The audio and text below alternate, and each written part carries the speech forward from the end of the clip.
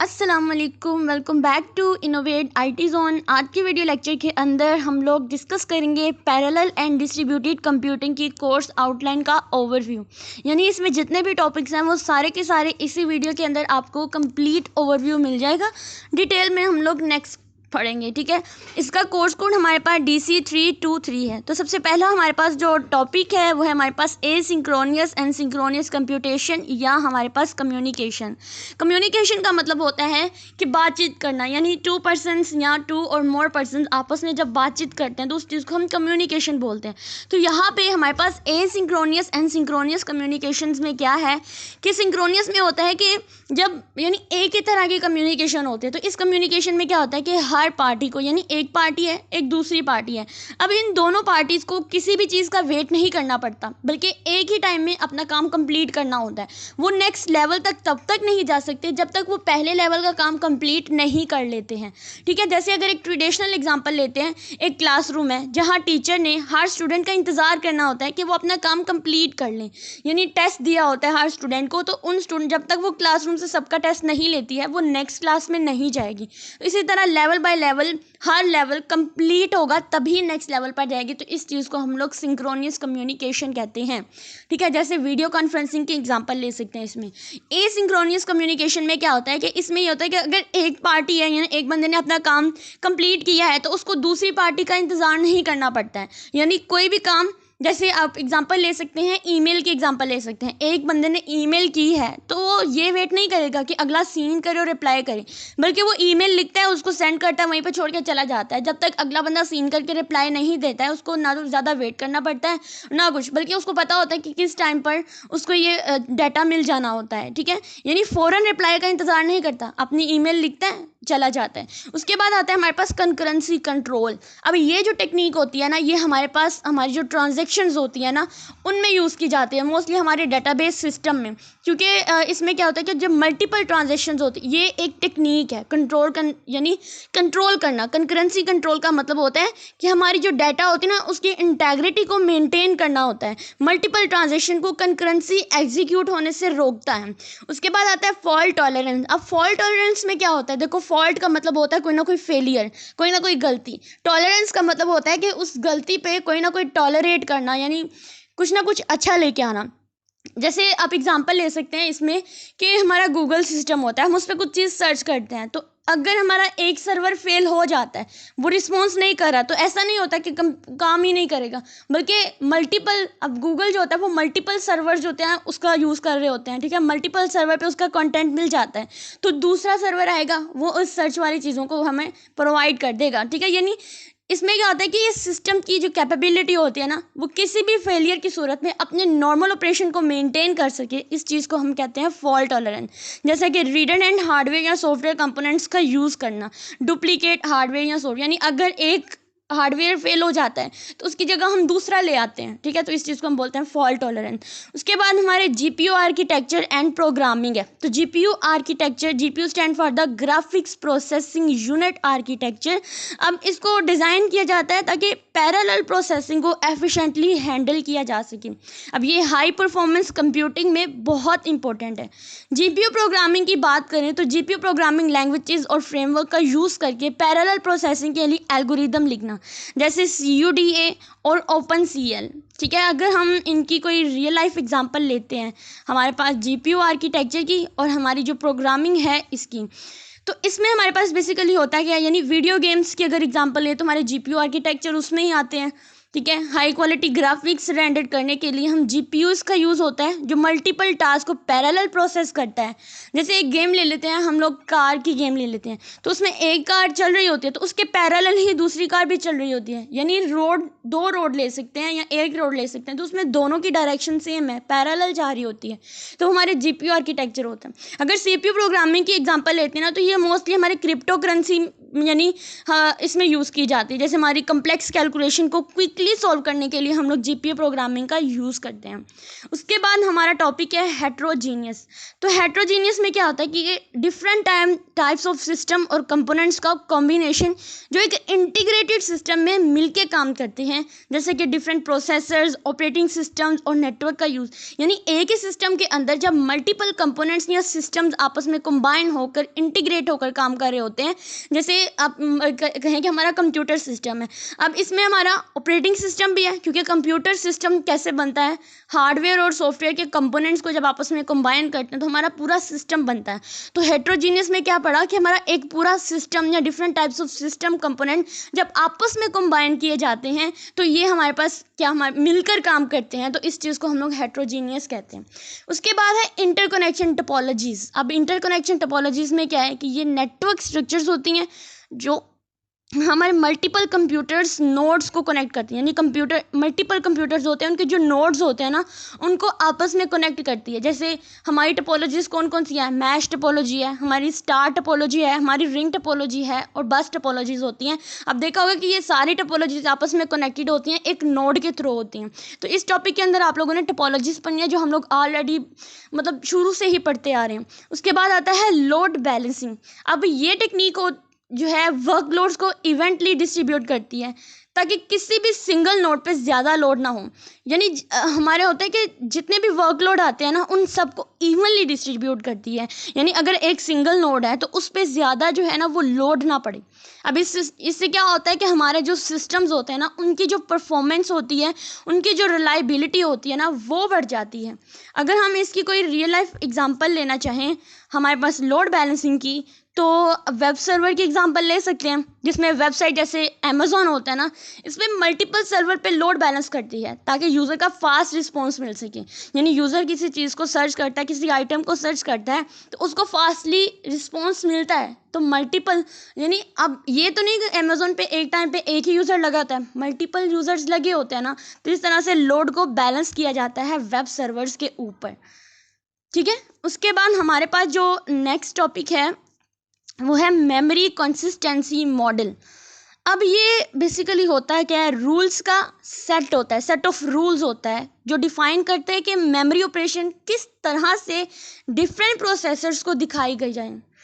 यानी हमारे जो मेमोरी ऑपरेशंस होते हैं, यानी मेमोरी के लिए, अब मेमोरी कंसिस्टेंसी का मतलब क्या होता है कि मेमोरी को कंसिस्टेंट करना। कंसिस्टेंट का मतलब होता है कि उसको बराबर रखना, उसको अच्छा रखना। तो मेमोरी कंसिस्टेंस मॉडल्स क्या होते हैं, सेट ऑफ रूल्स होते हैं जो इस चीज़ को डिफाइन करते हैं कि हमारी जो मेमोरी ऑपरेशंस होते हैं वो किस तरह से डिफरेंट प्रोसेसेस को दिखाई देंगी। अब स्ट्रॉन्ग और वीक कंसिस्टेंसी मॉडल कॉमनली इसी में यूज़ होते हैं। उसके बाद हमारे पास मेमोरी हायरार्कीज आती हैं। हायरार्कीज मतलब लेवल बाय लेवल जो काम आते हैं, तो इसमें different level of memory storage होते हैं जो स्पीड और साइज़ में वेरी करती हैं। जैसे हमारे कैशे मेमोरी है, हमारी मेन मेमोरी है, हमारी सेकेंडरी स्टोरेज डिवाइसेस हैं, ये हमारे मेमोरी के हायरार्कीज में आ जाते हैं। ठीक है। उसके बाद हमारे पास है मैसेज पासिंग इंटरफेस। तो मैसेज पासिंग इंटरफेस की बात करें MPI, अब ये हमारे पास स्टैंडर्ड लाइब्रेरी होती हैं जो पैरेलल कंप्यूटिंग में मैसेज पासिंग को हैंडल करती हैं। इसका यूज़ डिस्ट्रीब्यूटेड मेमोरी सिस्टम्स में मोस्टली जो है वो हम लोग करते हैं। ठीक है। अगर इसके लिए हम कोई रियल लाइफ एग्जांपल लेते हैं तो हम वेदर फोरकास्टिंग की एग्जांपल ले सकते हैं। अब सुपर कंप्यूटर्स जो होते हैं ना वो मैसेज पासिंग इंटरफेस का यूज़ करके लार्ज डाटा सेट को प्रोसेस करते हैं और फिर उनका जो भी इनसे रिलेटेड प्रिडिक्शंस होती हैं उनको जनरेट करते हैं। क्योंकि देखिए वेदर फोरकास्टिंग में ये होता है ना, प्रिडिक्शंस ही बनाई जाती हैं कि कल का मौसम ऐसा होगा, आज का मौसम ऐसा होगा, और हर बारी वो प्रिडिक्शन चेंज भी होती हैं और कई बार वो चेंज नहीं भी होते। तो ये मैसेज पासिंग इंटरफेस ही होता है जो हमारे सुपर कंप्यूटर्स में यूज़ किया जाता है। तो मोस्टली वेदर फोरकास्टिंग में इसका यूज़ जो है वो ज़रूर किया जाता है। उसके बाद हमारा जो नेक्स्ट टॉपिक है वो हमारे पास है MIMD और SIMD। यानी MIMD stand for the multiple instructions multiple data, SIMD stand for the single instruction multiple data। अब multiple instruction multiple data में क्या होता है कि different processor डिफरेंट इंस्ट्रक्शंस को एग्जीक्यूट करते हैं डिफरेंट डाटा स्ट्रीम पर। यानी डिफरेंट इंस्ट्रक्शंस होती हैं, मल्टीपल इंस्ट्रक्शंस होती हैं, और जो मल्टीपल डाटा स्ट्रीम्स होते हैं ना उनको डिफरेंट प्रोसेसर्स पर एग्जीक्यूट करने को हम लोग क्या बोलते हैं, मल्टीपल इंस्ट्रक्शन मल्टीपल डाटा। उसके बाद हम अगर SIMD की बात करें तो ये सिंगल इंस्ट्रक्शन मल्टीपल डाटा, यानी आप देखें इसमें इंस्ट्रक्शन एक होती है, मल्टीपल डाटा स्ट्रीमिंग होती है जिसको साइमल्टेनियसली वो एग्जीक्यूट करता है। अगर हम इसकी कोई रियल लाइफ एग्जांपल लेते हैं तो समझ लीजिए हमारे जो मॉडर्न CPUs होते हैं, अब ये मल्टीपल इंस्ट्रक्शन मल्टीपल डाटा को ही सपोर्ट करते हैं, क्योंकि उनमें CPUs में कोर्स होते हैं ना, तो हर कोड डिफरेंट इंस्ट्रक्शन को अलग डाटा सेट पे एग्जीक्यूट करता है। अगर हम सिंगल इंस्ट्रक्शन मल्टीपल डाटा की बात करते हैं तो इमेज प्रोसेसिंग एग्जांपल ले लें। एक इंस्ट्रक्शन अप्लाई होती है जो मल्टीपल पिक्सेल्स पे सिमुलटेनियसली एग्जीक्यूट होती है, यानी इसमें एक इमेज प्रोसेस, एक ही इमेज होती है और उसमें मल्टीपल पिक्सेल्स होते हैं, ठीक है, उस पर सिमुलटेनियसली ये एग्जीक्यूट करती हैं।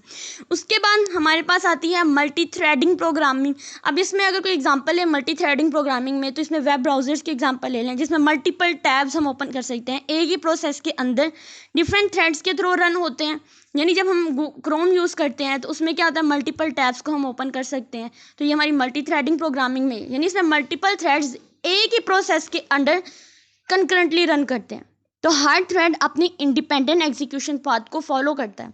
उसके बाद हमारे पास है पैरेलल एल्गोरिदम्स एंड आर्किटेक्चर। तो पैरेलल एल्गोरिदम्स क्या होते हैं, वो एल्गोरिदम जो हमारे टास्क को साइमल्टेनियसली मल्टीपल प्रोसेस पर डिवाइड करते हैं, उसको हम कहते हैं पैरेलल एल्गोरिदम। और पैरेलल आर्किटेक्चर क्या होता है, जो सिस्टम डिज़ाइन मल्टीपल प्रोसेसर वाला जो सिस्टम होता है ना, उसको हम बोलते हैं हमारा पैरेलल आर्किटेक्चर होता है।